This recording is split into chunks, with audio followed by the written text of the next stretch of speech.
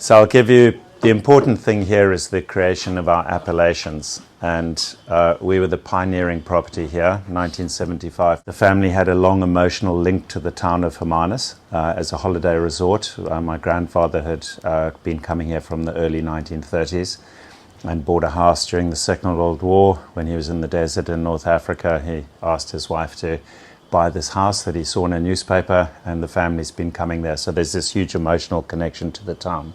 And when he had made some money in advertising, wanted to go wine farming in his 40s, early 40s, he bought a farm here and planted the first vines in an area that was new completely. The legislation made that difficult, but he could ignore it because he didn't need the money, didn't make the money out of it. It was a small business.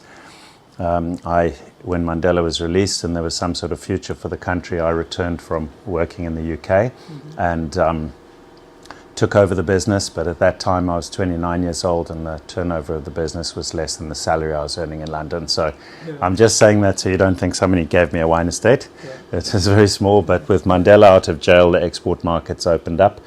The opportunity to grow worldwide was there, and the industry, after a very tricky first 4 years until the first democratic election, went through a fairly troubled time. And it started really turning in March 1994. So the business has grown enormously. And what we were able to do, which is unusual in the New World, is focus on one red wine and one white wine for each of our three properties. And the thinking was, in the old days, without the ability to export because of apartheid and sanctions, moral resistance for all the right reasons, you had to segment your small local market into as many categories as possible. Make something for everyone in a small, undercapitalized local market, rather than make what you do best for the whole world. India has a similar problem, except you've got lots of money locally and a lot of people. It was very different in South Africa. So I did that. So we have three properties. Hamilton Russell Vineyards makes a single Pinot Noir and a single Chardonnay. No reserves, no second labels. And then in 1996 I founded Ashbourne. One single vineyard Pinotage and one maritime white blend. The first wine made aged in amphora in the country, and that's what you have in your glass. It's cold maritime white blend, early ripening varieties, because this is a cooler area. Sauvignon Blanc, Chardonnay and Semillon, all grown on our property. I bought the farm on our eastern border in 1998 for this venture, having founded it in 96. And you'll taste the Pinotage downstairs with us, and this is called Ashbourne Sandstone because it's a reflection of the sandstone soils we have in the area, whereas the Pinotage reflects the clay. We work with Pinotage really because as a South African producer, it's our contribution to the world of wine. And everyone says how like good red and white Burgundy, our Pinot and Chardonnay are, and that's what's put us on the map internationally. People would always still have their mental benchmark out of Burgundy. Whereas if you make the best Pinotage in a country, you can make the best in the world. And if you can, same problem with consumers, they have to get used to the idea of it. The French haven't made it famous, but we thought we have to try. So all my wine life, we will work with Pinotage. And that so far it's going quite well. But I'll just show you where you are. You're here at the moment. And this is the Hemel and Aarde Valley, and you saw all the storm damage from this terrible storm we had, washed away the road, washed away our wetland. It's really quite sad. It is a one in several lifetime storm. Never had anything like it. Never. And no one before us or before that has witnessed something like that. It was extraordinary. And the closest 1,500 meters from the ocean, so really close. And as you didn't swim or anything, but this is a cold body of water. We have a current coming up from Antarctica called the Benguela Current, and that brushes the southeastern tip of South Africa and makes quality winemaking possible. A lot of people say, well, you're a bit further south here, and they say that, of course, at first sightings where you were, but the latitude isn't really cooling us. If you put us in the northern hemisphere, it's Rabat in Morocco. We know we're near the European wine growing regions latitude-wise. It's all about how close you are to this cold body of water. And when I took over this business in 1991, we were the only people selling wine in the area. and then now 22 and growing. 4 ex-winemakers of ours, 2 relatives of ex-winemakers of ours, and a whole lot of new people. So by the 2000s, the early 2000s, I noticed so many new things were happening in our appellation, which was called Walker Bay, after this ocean. 3 river valleys, Klein River, Onrust River, which is ours, and the Bot River. And opening into Walker Bay defined that appellation, which was the smallest unit of appellation allowed, I think. So I got together with another wine producer from Dave Johnson, who was running Newton Johnson at the time, and we lobbied the government, the authorities rather, the wine authorities, to change Walker Bay into a district instead of a ward. And that enabled us to create our own smaller, more relevant units of appellation within it. And this is what basically emerged. This is a map we produced quite recently. We worked together under the name Hemel and Aarde. Seems very hard to pronounce. It means heaven and earth. Yeah, in Old Dutch. And so collectively, the whole area we call the Hemel and Aarde, although it's not a legal term. It's Hemel and Aarde Valley, Upper Hemel and Aarde Valley, Hemel and Aarde Ridge. We work very closely in a very collegiate manner, and we an area specializing in Pinot and Chardonnay. If you say South African Pinot and Chardonnay, this is the place. And then when you get to Hemel and Aarde Ridge, it seems to be a combination of both, and a little more fruit forward than us, a little more structured than them, not as structured and spicy as ours. So it's 3 beautiful styles, 3 appellations. It's challenging soils. This used to be sheep and wheat farming country. Where shallow soils were all you wanted. It's different when you farm vines. Preparation is a big thing. Very big thing, yeah. Okay. And for all of South Africa, because we don't have the old marine origin limestone underneath, and the acidity of the soil is quite high. So your fine root system battles with that, and you have to try and alter the pH of the soil to at least 1 meter in depth. And we do that, and we do renewal liming occasionally of the soil to keep our pH as optimal as possible. And what this map shows is, after soil research I did in the early 90s, to see what role soil was playing in the style of wine, which is fundamental, I believed, and they were doing it in Burgundy 900 years ago at Clos Vougeot and at Clos de Tar. But in the New World at the time, no one was really thinking much about the impact soil had on the style of the wine. What we found is that the sandstone soils up here gave us a much more New World expression, just of the grape variety rather than something extra and something magic. And as soon as we got onto this heavy clay, the same clay content as the Côte de Nuit in Burgundy, we started getting this specialness that got people excited about our Pinot and Chardonnay. So I made the commitment to only work with this for Hamilton Russell Vineyards, and only with Pinot Noir and Chardonnay. Okay. When I took over, we made 11 wines, we worked with 8 grape varieties, and we purchased grapes. Now we grow everything ourselves for Hamilton Russell Vineyards, and only on this piece of our property. Okay. Well, here it's this soil would not have been chosen in the old days. It's difficult, it's shallow. The soil preparation, as you mentioned, we have to put a lot into that. The mulching, we're busy with that. To raise the organic matter, also to protect from overheating of the soils on hot days like this with shallow root systems, and also to prevent the soils getting too cold and wet during spring. It takes a while for that root flush, and then the soil starts dying under the heat unless it's got a cover. So we do a lot of mulching and keep permanent cover crops. And that takes quite an art. And then being close to the sea and having quite high humidity, there's the mildew pressures. It's not this bone dry inland. Downy mildew, oidium, depending on the weather. And we've been getting wetter and cooler if you look at our long-term averages. Not warmer and drier as a lot of people think with global warming. And that's because of that current next to us. This is a picture of Mandela toasting the Queen with Hamilton Russell Vineyards Chardonnay in Buckingham Palace.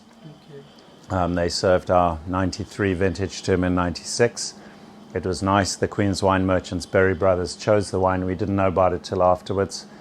But they wanted an iconic white wine from the country, and our Chardonnay was seen as that in the UK. We sell in 68 countries at the moment, but we don't make a lot of wine. Okay. So Peru we only give 5 cases to. But that's for those beautiful restaurants that they have on the coast, Okay. So but we know, yeah, India is going to become significant. And then these leopards do pass through our property. You can see the mouth of that cave from my kitchen door at my house at the top. And you never really see them, but you see their prints and you see where they scratch on trees. And we've got just a string of wildlife here, which is lovely. It's not very tidy at the moment because all the barrels have been emptied. This was the 2023 Chardonnay, and they've all come out of barrel now. And we'll wait for our new barrels from France, which will arrive sometime sort of mid-January. Some barrels will be sold on, and then it'll be all peaceful again. And the wine that you tasted, the Ashbourne Sandstone, used to be done, the first wine made in these amphora, that we couldn't buy them, so we had an artist make them for us. Yeah, local artists will in Swellendam. We tried with our own clay, and the problem is it was too oxidative. We wanted the same amount of air exchange as a wine barrel without that flavor of oak.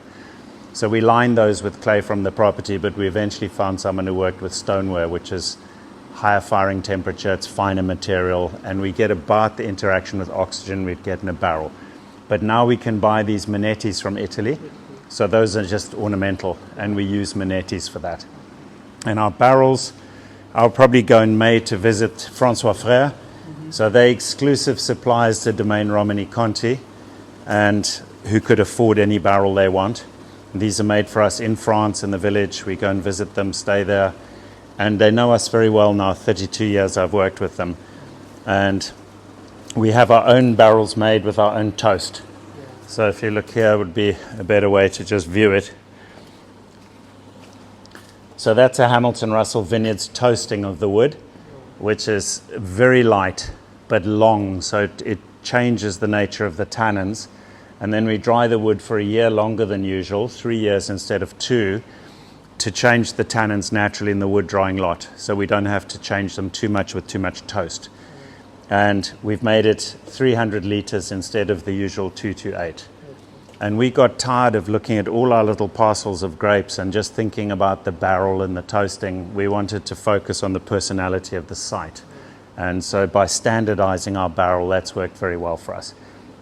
Tasted this morning just what's in the tank of this 23 Chardonnay now. This is all put together as one wine. And you can't pick up wood at all. Some people would say, have you wooded this wine? And the answer is we're spending a fortune on barrels. But in order that you get the air exchange and all the benefits without it dominating. And I like them. And 2 barrels of Domaine Romani Conti, the top monopole wine, at retail price equals the turnover of all 3 of our businesses. Just to put it in perspective. It makes us feel really small. So I built this cellar in 1992. And the idea was we would age our Pinot Noir for 3 years before selling it in these alcoves. And you can see it's a working capital issue. It's a not enough wine for the world wine market issue. And so basically, as the wine is bottled, we start shipping it. My fantasy is to get to a point where we can slow things enough to have it a year in the bottle before selling it. But the advantage here is the thatch. This is a traditional roof in this country. That is a very good insulator, but it's also very flammable. Yes. So I put tin on top of it because we get these wildfires, and one spark can make your whole cellar go.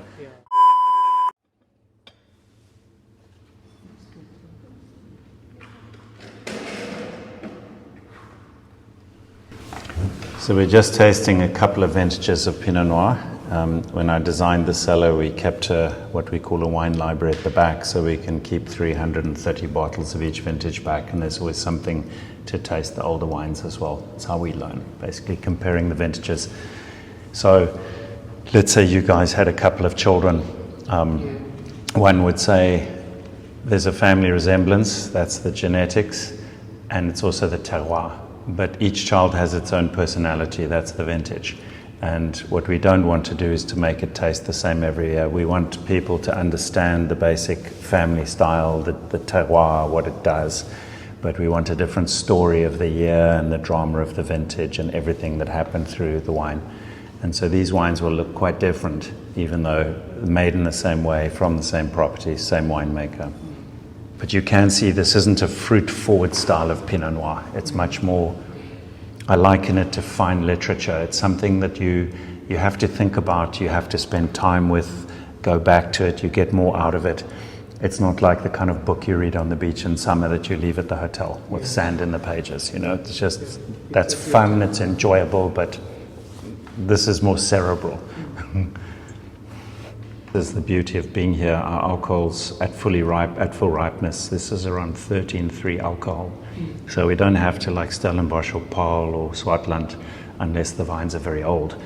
On young healthy vines in the Swartlands, 14.5 plus alcohol to be ripe if it's red. Whereas here 13.3. So this one feels riper. It's got a darker fruit profile. It's got a bit more tannin. It's more muscular. Very typical of this terroir. This is a more sensuous vintage, and this one is a little bit more athletic. Correct. Yeah, I refer to it as muscularity, and it's our very high iron and very high clay that contributes to that. If we put Pinot Noir in lighter structured soil like the decomposed granite, it's much more open fruited and red fruited. Whereas here we get this dark savoriness like Gevrey Chambertin, that can really age. And sadly, the wine is gone. The 23 is now out of barrel and in tank and will be bottled in early January. I tasted in London in March 2022 wine from each of our 5 decades of producing wine. And I got two of our last 6 bottles of our very first vintage, 1981. And one of them still had a price sticker on it from a retailer in Johannesburg. It was R6.49 or something. And it had gone from here to Johannesburg, from there to somebody's cellar, from that person's cellar to someone that bought the cellar to us, and then we shipped it to England. And the reviewer for Burgundy, who was amongst the audience of 35 Masters of Wine, Jancis Robinson's team, Decanter's team, but the guy writes for Venus, used to write for Wine Advocate and reviews Burgundy. He scored 81, 94 out of 100 and said, drink now to 2032. So it was already 41 years old, and he was giving it another 10 years of life. And he said it's like Gevrey Chambertin, and I mean very good Gevrey Chambertin. And that's 4-year-old vines, no experience, first wine in the area. So these wines really age. No ways that smell or character is getting into the wine. There's no chemical ability. It's same with eucalypt trees. People say, unless you get eucalypt oil dropping on the bunch, it can't come in, and the vapor, the smell on a hot day from eucalypts doesn't really find its way into the vine. But people think about the trees and they think about the flavor and they put the two together. It's Burgundy with Nuit Saint-Georges. They do a lot of cassis there. They have a lot of cassis plants. And everyone always says you can taste it in the wines. I get cassis here and we don't grow them. But the only mechanism that someone did think of is bees collecting the pollen from the cassis plant would then also go and visit the sweet grapes and leave bits of pollen there. But it's a nice thought, but it's not a reality. So the 21 Chardonnay, Chardonnay of the year here, not always a good thing. It means it's a consensus wine, and we don't really make consensus wines. If we shaped our wine style based on what a panel who are averaging their views would like to see, we would make a much more bland style and we would not excite people around the world. Pinotage, Pinotage is a genetic crossing done in 1925 between Cinsault and Pinot Noir. So this is a Pinotage. It'll be a very different style to one you've tasted before. In all the years we've made this, since 2001, no one, or one person at my house, where there was a clue, I was serving it there, has guessed that it's from South Africa and that it's Pinotage. And it's a single vineyard on a property, Ashbourne property I bought. And we don't make a lot of it. It's just under R1,000 a bottle we sell it for. This has just been released. And what I love about it, the alcohol is only just over 13. And you think Pinotage, this big, showy wine, American oak, just full-on rough and rustic. It's because it's an early ripening grape. It belongs in a cooler area. And it worked pretty well, actually, higher up in your area. And it's, yeah, it's what we've added to the world of wine. It's unlike both parents. You know, if you do this with the genetics, your child is not going to be 50-50, the dad and the mum. This has a thick skin, deep color, lots of tannin naturally. So it should be a tannic wine, and it should age beautifully.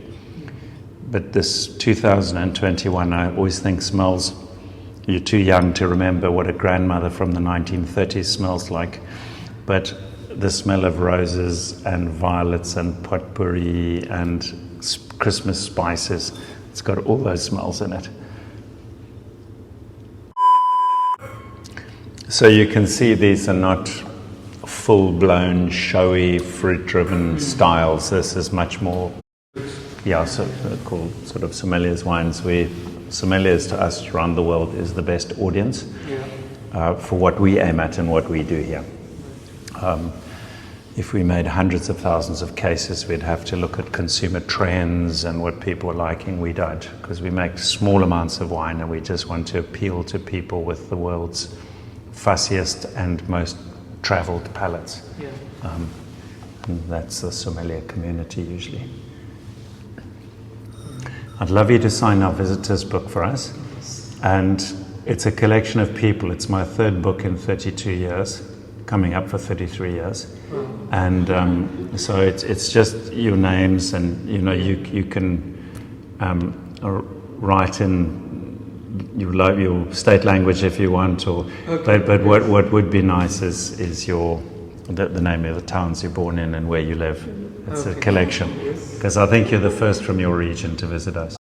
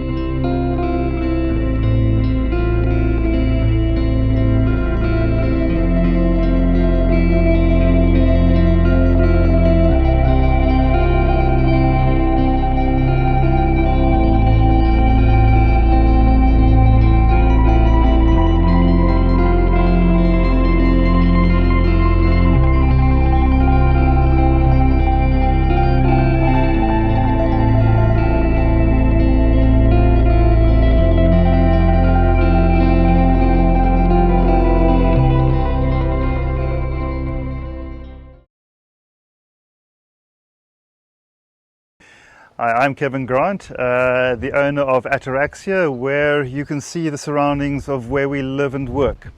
Ataraxia is a farm that focuses largely on cool climate grape varieties, and so the whole of this area, which is known as the Hemel and Aarde area, which translated to English means the heaven and earth area, that is a very cool climate area in the context of South Africa. And it's cool for a number of reasons. First of all, we are very close to the cold Atlantic Ocean, which is literally about 6 kilometers from where we're standing at the moment.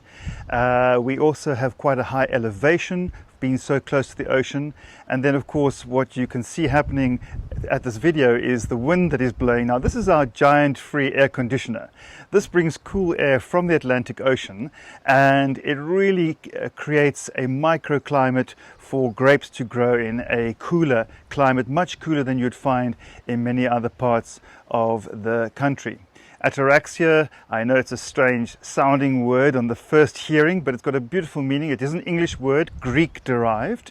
It means a serene state of mind, free from worry and preoccupation.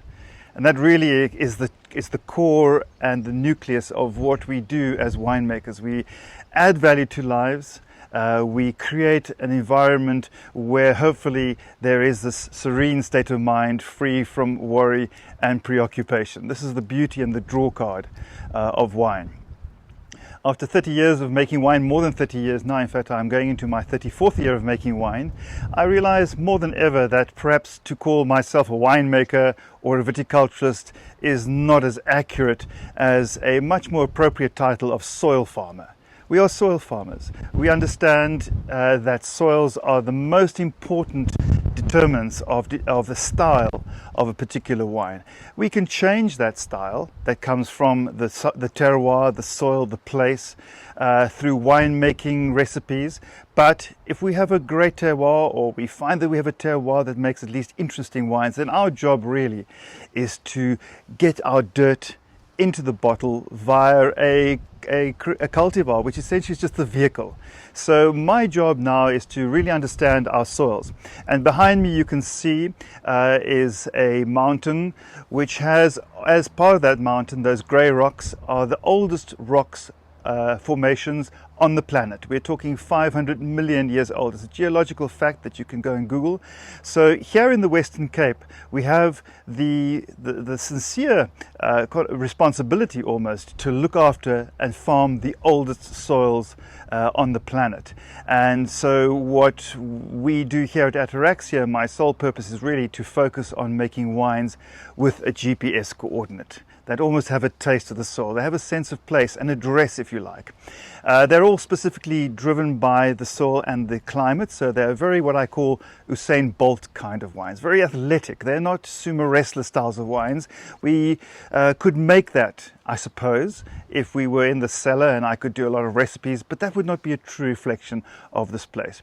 So we have sandy soils that are made out of these very ancient rock formations, and on the lower slopes you can see also more behind me, maybe some yellow formations of sand and soil. That's a much younger deposit that came later, and these are the two principal soil types. One is the older is sandy, free draining, loosely structured.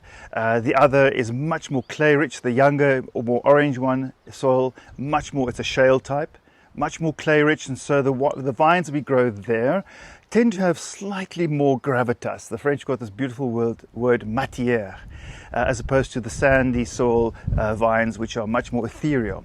And so this is our job, is to understand the soils, and then on those soils to plant grape varieties that would be the happiest of anything that you could choose. So if, for example, behind me is a block of Pinot Noir, it would be a grave mistake for me if I were to discover that there is another variety aside from Pinot Noir that would have been happier being planted right here, and we didn't do it. Then forever we're going to be making wines from that vineyard with one hand tied behind our back, not really getting an opportunity to reflect the style, the terroir. But we hope that Pinot Noir is going to be the happiest there, and if that's the case, that's really 90% of my job done. The rest is a little bit of marketing and a little bit of winemaking, which we try to do very little of. My wife will tell me that I'm most probably South Africa's most overpaid midwife. I don't know, but I know that minimum interference is in terms of winemaking, and maximum expression of site, place and soil is really what we're about. So for Ataraxia, it's really about you coming to taste our dirt and enjoying our dirt more than wine. They're just expressions of soil and place. So being in a very sort of marginal climate as we are, because we have a big influence from the Atlantic Ocean, which is influenced again by the proximity of the Antarctica, not quite like New Zealand of course, but we do have this upwelling of really cold air, and that also sort of affects the climate a lot. Because of this high peak behind me, it's almost like a rain cloud magnet, and so where our average temperatures are in the valley around about 550 millimeters. Here in this proximity of the Hemel and Aarde, we can go up to about 850, which is much more than London's average rainfall, which has surprised a lot of people. And then we had now and again, and you know, who can deny now climate change when and global warming, when we have aspects that occurred to us on the 25th of August of this year, where we had a level 9 weather warning, and within 24 hours we had almost a third of our annual rainfall happening. So all the scars that you can see behind me on the mountainside are a direct result of torrential rains that occurred here. Many of my neighbors and my colleagues in the Hemel and Aarde suffered great damage. We were very lucky. We were very lucky just to get a small amount of geographical damage in a natural ravine. But none of our vineyards were destroyed or damaged, and none of our infrastructure, our buildings were destroyed or damaged. So we were very lucky there. But it did remind us once again that we as in the agricultural field, as farmers, we are not in charge of the weather at all. We have no control of it. In fact, we are subject to the weather, and I have a saying that fire and water are great servants. They are terrible enemies, and we saw this in this torrential rain over such a small period that washed away bridges and infrastructure, in fact cut off the valley, the Hemel and Aarde Valley, from the outside for almost 2 months. Only a very dangerous small dirt road connected us to it, and we were essentially cut off from the outside world. We are so grateful that we now have access to it again. If you look over there, that stone field is a direct result of that. That used to be all vegetation. All our natural fynbos, which is translated as fine vegetation, all of that was vegetation, and it just got swept away, and it was amazing. And so those vineyards on the other side of the ravine were cut off for quite a while, but we've managed to build a road again, and now we have access to it. It makes you very humble when you experience something like that. Of course, to be visiting Ataraxia is a tremendously important thing, because until you do that, the wine is just a wine with a label on the bottle, that is it. But when you come and visit here and you feel the crunch of the stone, the terroir under your feet, you experience the place, then it takes on flesh, blood and a personality. That's so important to be visiting. So that is Ataraxia in a nutshell, and you know that we have a great rivalry in terms of cricket between your beautiful country and ours, but hopefully this series will demonstrate to you so beautifully that this is a country that's more than about cricket, as India is also more than about cricket. It's central to our day-to-day lives, but the beauty of the place, I'm sure, could rival and match many places in your beautiful country. So we invite you to come along on this journey. This is our wine lounge. This is our tasting room. This is where most of our visitors get face to face with Ataraxia. You know, as I said before, it's so important really to get people to visit, to feel the wind in your face, to feel the crunch of the soil under your feet. So to me it's much more important that these wines are not expressions of cultivar or cépage, as the French will say, but really are these expressions of dirt. And that's a recurring theme that we come back to over and over again. I talked about the soils that we have and work with on the farm. So this, what I have in my hand, is that old ancient 500 million year old soils, and these decompose into those sandier, granite-y, loosely structured soils. You find the soil more on the upper slopes of our valley. And then because the second type of soil, the younger soil, which is more clay-rich, you can see in its color, it has more iron content, which of course doesn't mean that the wines will taste irony. They don't translate in that way. But they are more sedimentary rock, which essentially was formed on top of this and then washed down into the lower valleys. And so we have this more intense, denser, clay-rich, very stony soil. And in our case here at Ataraxia and in the Hemel and Aarde in general, it's quite low vigor. So we really get some yields in our vineyards that are close to even, at least Premier Cru yields and volumes, sometimes even Grand Cru. We talk about 28 hectoliters per hectare or 35 hectoliters per hectare, which translates roughly into about 4 to 5 tons per hectare. That is not a lot to be working with. Our flagships very much are our white wine, which is grown on this shale soil. It is Chardonnay. and then, which to me, of course, is the queen of grapes. Sometimes my brain goes, it's maybe Riesling, Kevin, don't you think? But my heart says it's Chardonnay. I love Chardonnay. Some of those beautiful wines in the world are done by Chardonnay. And of course, with no apologies to everybody who thinks Cabernet is the king of grapes, I'm afraid I believe Pinot Noir is the king of grapes for a number of reasons. It's very difficult to work with. It will punish you for every mistake that you make in the cellar and in the vineyard. But if you do get it right, I don't think there's anything that can come very close to the balance, the power, the finesse of Pinot Noir. So it's something that we saddle ourselves up with, and it's almost, as one of the wine writers said in a recent article, it's almost you wear failure in Pinot Noir like a badge of honor, sort of thing. So it's not a shame to fail in Pinot Noir. It should be just an encouragement to carry on. So we can taste a little bit. We've got. You can see there's some variations on the Chardonnay theme. So this is our estate Chardonnay. It has a beautiful label which reflects Ataraxia, that serene state of mind, free from worry and preoccupation. We're actually converting progressively to organic farming. So now around 60% of our vineyards are either already fully organically grown or they're in the process of. These two wines here then are, you can see it's a very much more toned down. You always need to pick the wine up, look at it, and to see, oh, there is actually, the logo is there and the name is there. So this idea of, these are from organically grown vineyards, they're very small production, and they almost require or ask you for closer inspection.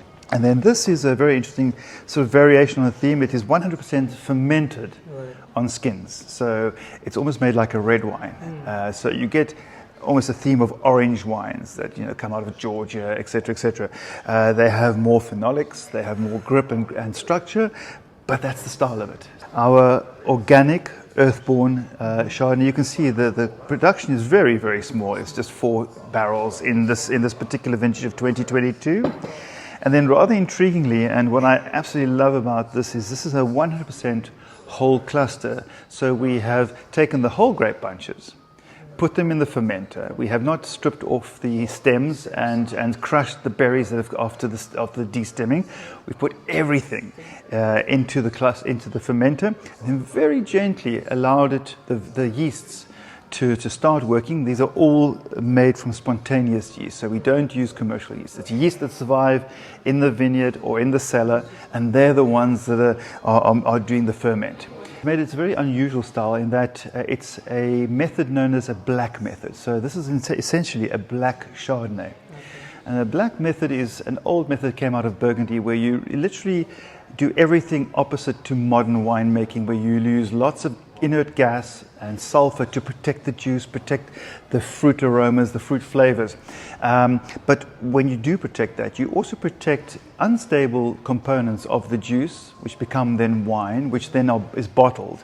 And these unstable components are very sensitive to oxygen, which you have protected the juice against through the process long. And so quite often you'll find that the moment it's in contact with the oxygen molecule, then it comes too yellow, maybe too tired. So after 4 years, quite often you'll find, not just in South Africa, but internationally, Chardonnays are this young, but not vibrant, not alive. They're dull and dead. But why is this? And part of the solution, I feel, is this black Chardonnay, where you literally smash up the grapes. You grind away, you extract as many of those unstable components, essentially phenols, out of the juice. It also entails a 2-hour pump over of this juice with oxygen, which of course is everything we're taught not to do at university. We do it. Now we have an opportunity for this wine to really age, and with that aging, to stay vibrant, to stay alive, and to develop that complexity, that layeredness that makes people go, I understand now why Chardonnay is the queen of grapes. This is the skin fermented, also the 2022. And immediately you can see that color is a lot deeper. And one would expect that, because these grapes, the juice is in contact with the grapes. In this particular case, we also added 23% whole bunches to that ferment. And then you're really making that wine like a red wine. So the skins will come up to the top. You have to manage that punch downs, which is something that's not really going to give you bright and very linear. It's going to give you more structured, almost broad-shouldered kind of wines. So when people make the observation about its color, it's perfect for the style and the technique of it. So now for me, what is absolutely the king of grape varieties. I hope it's not true when people say to Pinot Noir winemakers, do you know that you only have 3 great Pinot Noirs that you make in your entire winemaking career? It's not a great return, is it? So, I just want to go back to the wine lounge because we probably didn't do it enough justice. Okay, so this is our wine lounge, this is our tasting area, this is where we receive our guests. It's in fact quite a modern structure. We built this structure on a little knoll of a little hill where the soil on which you could plant grapes was literally just that much. There was nothing to plant there. So we thought, okay, the view is beautiful, as you can see. And so the idea was to have open windows and hopefully get the view to come in and augment and supplement the overall tasting experience. So we've kind of combined modern art from a friend of ours, a local artist friend of ours who do these big murals, which add a little bit to a difference, and then we have sort of more antique furniture and Philip Stark ghost chairs, which kind of just mix it all up. Also, what you will notice is that there is no counter. There's no counter with a register till or a credit card machine. It's our wine lounge. We invite people not necessarily to come with lots of money, but do come with lots of time. Come and relax, sit on the couches, enjoy yourself. Let us make you feel at home. It's almost like you're invited to my home lounge. You are our friends, and we just relax and enjoy.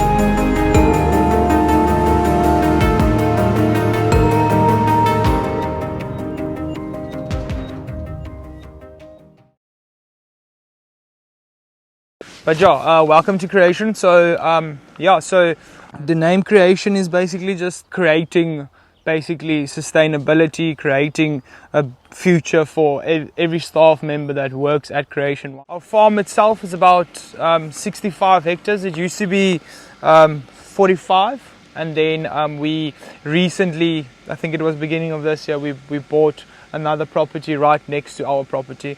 We also planted a little bit more cultivars in the beginning of in the winter this year. So it is this Pinot Noir block over here. There's a little bit of Pinot Noir at the entrance as well. And then we also planted Marsanne, Pickleball Blanc. I think that is the 3 cultivars that we did plant beginning of this year. And then this we also planted about I think 2 years ago now. I think this is the 2nd year in production. Wetlands, so you'll see there's a lot of like streams and water and everything that runs through here. A lot of ferns, and then we are really one of the most biodiverse wine regions in the world when it comes to that. So animals like leopards, you will find like all sorts of things within the wine region itself. Yeah, so it was very hectic. It was like between 300 and 400 milliliters of rain within 24 hours. So it was hectic. So if you look down there, it's south, like at the far end there, where you can see the white. There's a river that comes from the mountain through here, and then also what happened was our dam, right next to the dam wall here. So our dam also flooded into the pump station. So our pumps basically got damaged, but then the water went all around this specific vineyard block over here through, and then it all joined together over there. So we had guests in the Voormanshuis. They were a bit stranded, and then we also couldn't have access to the farm itself because this all went, and then there's a bend at the bottom of just before you get to the farm itself. So the water went over that area, well, not just water, it was like sand and basically leaves and dirt and trees and everything just went over the road, so the road wasn't accessible. Did you stay in the Voormanshuis last night? Yes. Oh, okay, beautiful. So the thing is with the Voormanshuis is completely off the grid. Okay. So we use solar panel, we use basically mountain water. Okay. We don't use municipal water.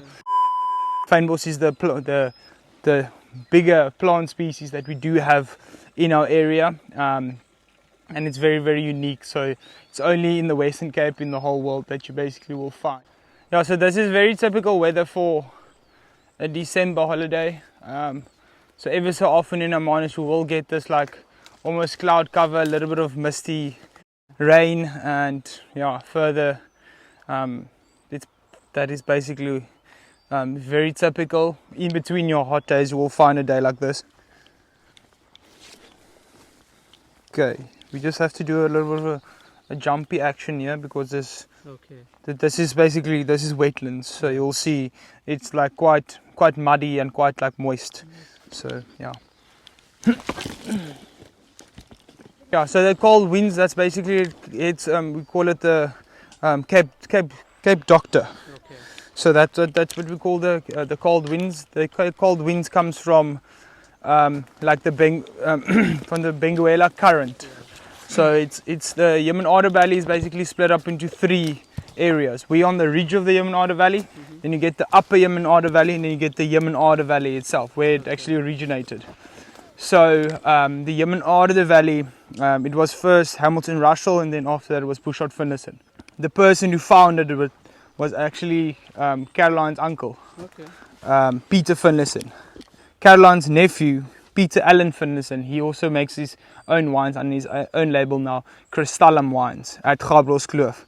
And then yeah, he started Hamilton Russell, and then from Hamilton Russell he moved over to Bushot Finlayson, and then that's basically her side of the history in the wine industry. Well, and then also her mom and dad they also were the owners of Hartenberg in Stellenbosch.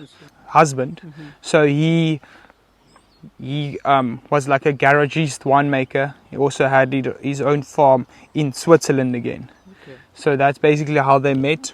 Peter Finlayson showed him this property in, I think it was 2000 and let's say 2. They bought the property, planted vineyards in between 2002 and 2003.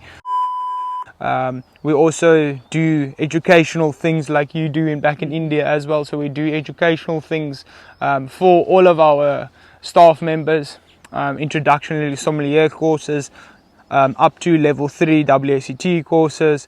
Our cellar staff, we call it SCOP, SCOP level 1, 2 and 3, so that's basically also cellar based courses like winemaking, and every SCOP level you do, you can also become like a qualified winemaker through the SCOP levels. Start of this has been up to a certain area.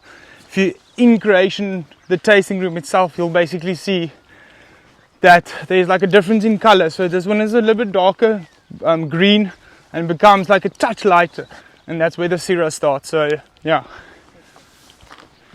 And then we also do the double row. You'll see the double row system in the, so it's just for bunch control, and then also it's basically for yield control in the area. So yeah, let me just quickly go fetch some umbrellas. I'll be back now. Yep.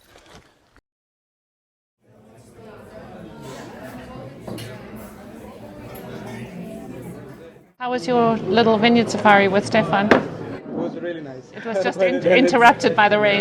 By the rains, yeah. So the thing that's interesting about the wines here is because it's from a cooler climate, they tend to be more fragrant and less alcoholic and more suited to slightly spicier food.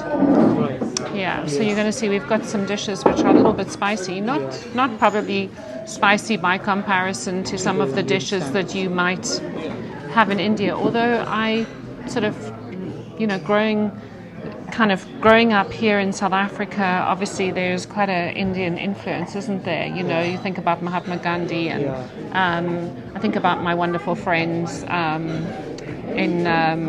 that come from Durban. I have a friend that has a restaurant called the Holy Cow in Johannesburg. The thing that we do differently here to what most other wine estates do is we are very aware of sustainability, and for us it's about our people, it's about the environment, and it's also from an economic point of view, because we're living in a remote area. In a way, it's fairly remote here. It's 120 kilometers away from Cape Town. We're in one of the most biodiverse wine regions in the world. There are more plants and animals on these mountains than there is in the whole of the United Kingdom. We have a pretty consistent, the vintages are fairly consistent here because of the link to the ocean. So we don't have massive vintage variations. One of the things that's beautiful about working in such an intact biome is that it helps one with the quality of the terroir.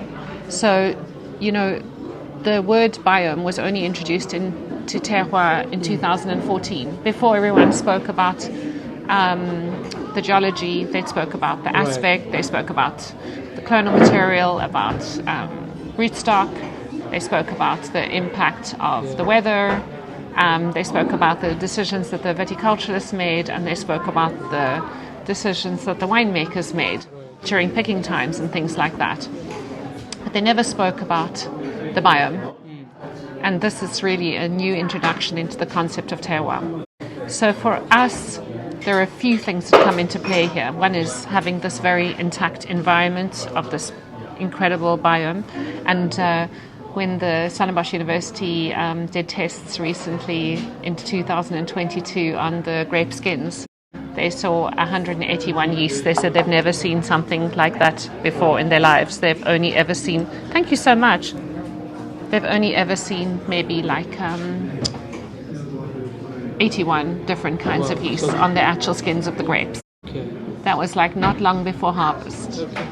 So that was interesting. And we tried, with all of our red wines, we are using natural fermentation processes. With the white wines, we are using natural fermentation processes. With others, we are using a champagne yeast, which is a neutral yeast for the fermentation process. But we are trying to use as much natural fermentation processes to actually, if you like, capture, to not only work in a beautiful environment where the whole integration of nature in the way that we work is relevant, because also that's where the name creation comes from. It comes from working with nature. And it's also, I don't know if you saw what it looked like in the beginning here when we started. There was absolutely nothing here. Could you, Patricia, give me the creation book, please? Thank you. In the beginning, thank you, it was just like this. It was just a sheep farm like that with some, and this is the land behind me. So this is the mountain which borders the sea, and you can see the cloud, the same cloud formation coming over today because of the rain. Yeah. And then we started to plant vineyards here. So it was very unspoiled. We're the first virus-free mother block to be planted post-94 in South Africa. So this is all the cuttings from our vineyards are used to propagate the new clean material for the South African wine industry. And for us, healthy plants means we plant to grow old, and also healthy plants means healthy grapes, and healthy grapes means great wines. But this is why it's good for us to have our vineyards close to us, that we are literally in the middle of the vineyards. Yeah, and in the team there are 4 viticulturalists and winemakers as part of our creation team, and then we have 2 assistant winemakers now in the cellar. So we better get going, otherwise we're not going to have a chance to go through the whole menu, and it's quite special. And what I want you to do is smell it without the drop falling, and it smells like the first time you have rain in Africa on a dry, dusty. But the idea behind this is that we are lining your digestive tract to not absorb so much sugar. Okay. So that's why we start to eat in a sequence. And also in here, the fennel is for digestion, the cucumber for the intercellular, to keep the cells hydrated. But the idea behind the pairing menu is that we want to use elements of the terroir to illustrate the sensorial aspect of what we are doing. So we are doing a sensorial tasting menu, and this is interoception, the first part of it. It's also important for digestion because obviously wine is like the third part of the food. It often helps clear the palate between mouthfuls of food. The natural acidity in wine is it aids digestion, things like this. And so I think we need to remember the relevance of it, and I worry a little bit about for us, it's about wine and wellness, so it's also about the appreciation of wine. It's not about drinking wine to get inebriated. For us, it's about celebrating the cultural exchange of wine. This is a blend which is 80% Sauvignon Blanc, 20% Semillon. And what is quite interesting is this one is just in stainless steel, and this one is going into the cigar-shaped barrels that Dagenham uses. So we use like these long 300-litre barrels, and it gets more least contact with the wine. So it's like putting a canoe into water. Right. Yeah, so it just goes through primary fermentation in the barrels. I would like you to have a taste of the wine, and then I want you to listen to your shelfer and taste the wine with your eyes closed. Imagine that you're at the beach, which is just on the other side of that mountain.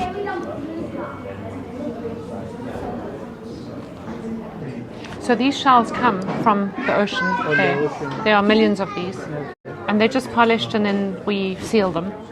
So every shell is completely different. But the thing that's beautiful about this is it's a reminder of the impact of the terroir and the cool winds which come in from the ocean, which is 11 to 12 degrees. So you literally have Antarctica, you have the Atlantic Ocean, Walker Bay, and then you have the Hemel and Aarde. Yes.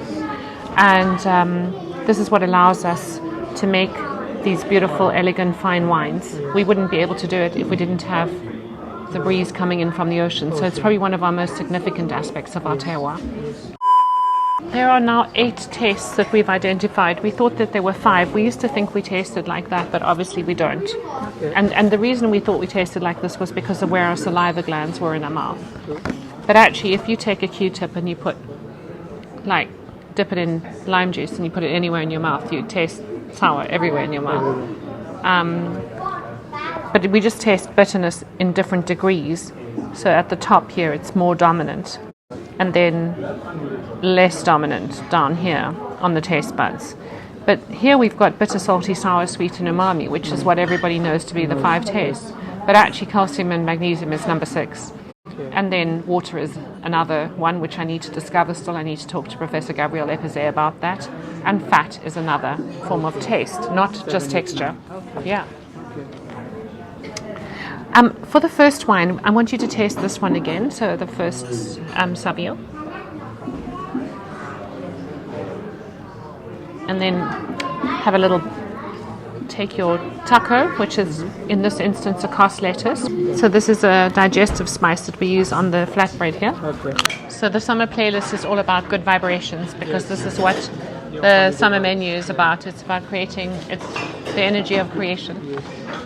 Because that's what creation is. It's all about energy, isn't it? So to interrupt, is it fine with the left? Yes, absolutely. Yes, I really like. And Aarde is very, very talented. Aarde is better educated than I am. When did you get into wine? Get here to wine in 2014 when I arrived here. I wasn't really involved in wine. It used to be difficult for me when people order wine with their names. So now I don't know what wine. But then creation came to Arabella with the presentation of wine. Was it me, Aarde? It was you. Ah, I didn't even, I'm listening to this story for the first time. That's so cool.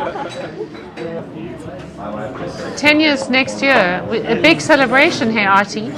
Looking forward to it. Yeah, fantastic.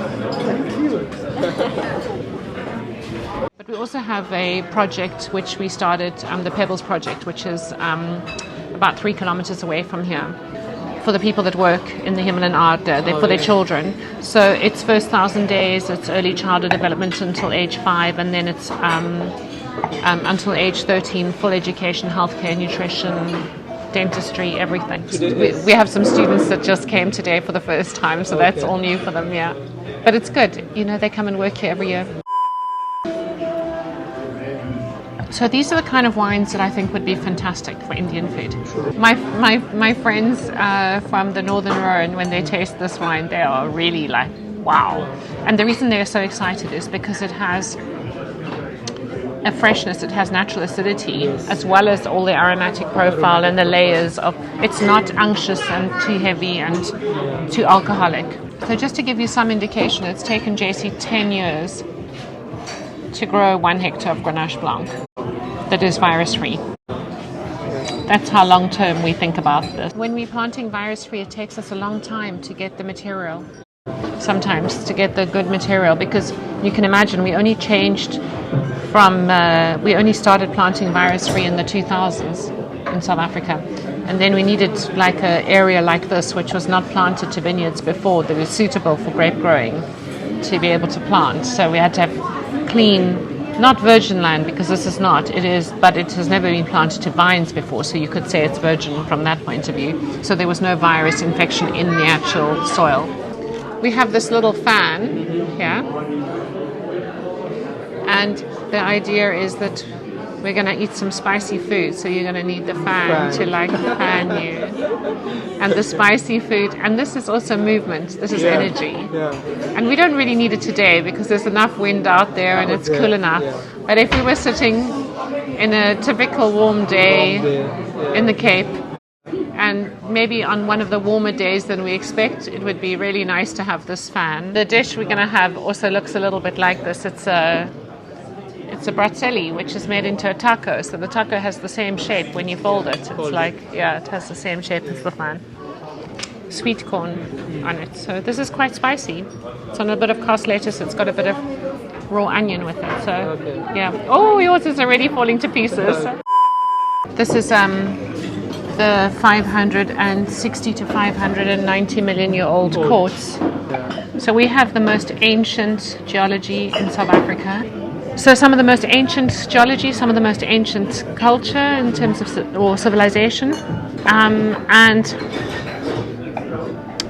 what Jean-Marc Vallée said is the most vibrant and newest energy, because of the crazy things that people do. Because we are not, like in Europe, you may not do this, you may not do that. There's so many rules and regulations. You may not plant this, you may not, you have to do this, you should do that.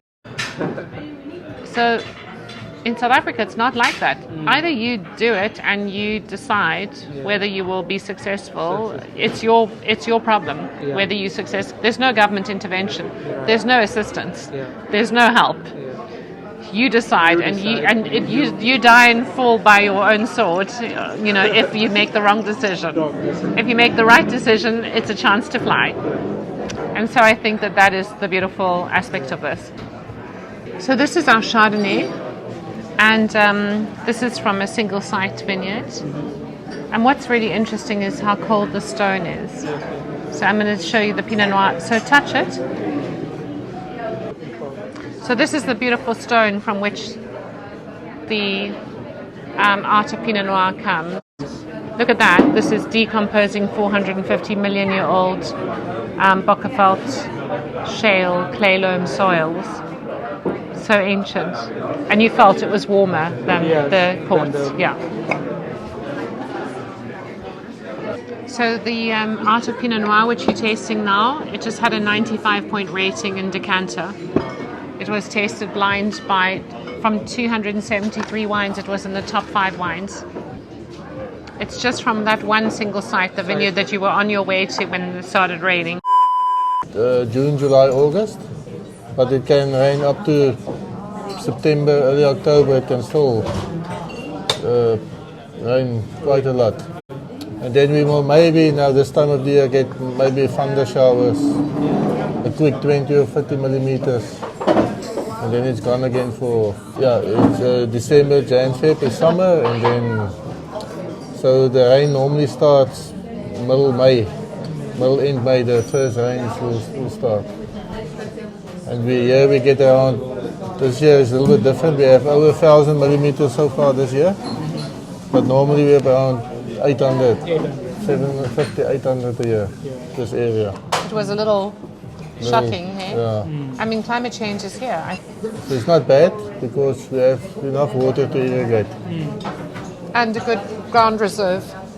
We don't irrigate for quantity, we irrigate for quality. So if needed, we will give 9 to 12 hours water, and then maybe 3-4 times through the season. Carrot was catching the big snakes, and I hope it's not in your office still. I hope it's in the mountain now. Did you? Oh, good.